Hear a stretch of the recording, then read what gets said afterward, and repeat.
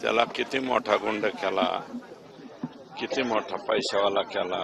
आता त्याचं बघा, 100 वर्षापासून ते इथं राहत होते, त्याचं घर पाडलं गेलंय. आणि मला वाटतं वन विभागाने नोटीस न देता हे घरं पाडलेले आहेत.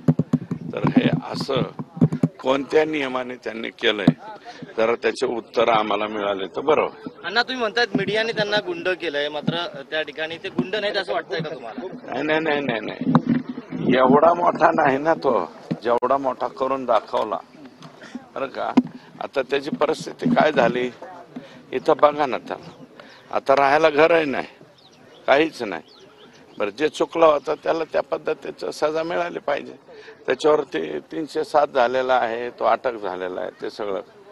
परंतु